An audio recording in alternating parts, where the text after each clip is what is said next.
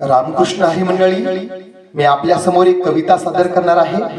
त्या कवितेचे शीर्षक आहे माझा इमानदार शेतकरी बाप। चला तर ऐकूया। माझ्या बापाच्या जिन्याची रीत न्यारीच होती, माझ्या बापाच्या जिन्याची रीत न्यारीच होती।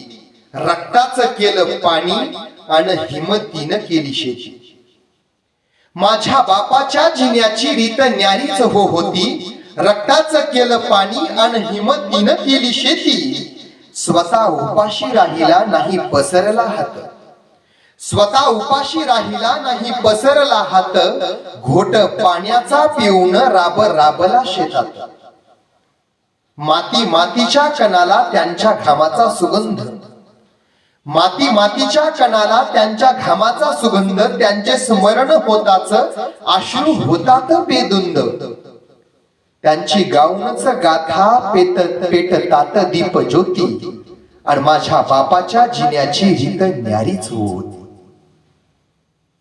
पण अचानक वैरी दुष्काळ हो आला, जिन रामायण झालं।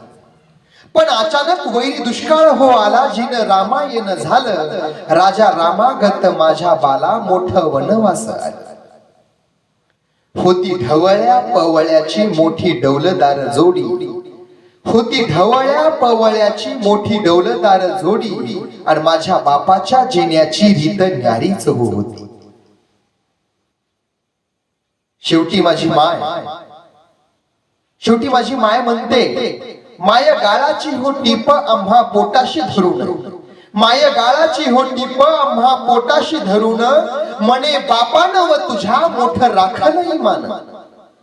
परक्याच्या दावणीला दिस रात हो राबला, परक्याच्या दावणीला दिस रात हो राबला। पर कुणाच्या धनाला कधी हात न घातला।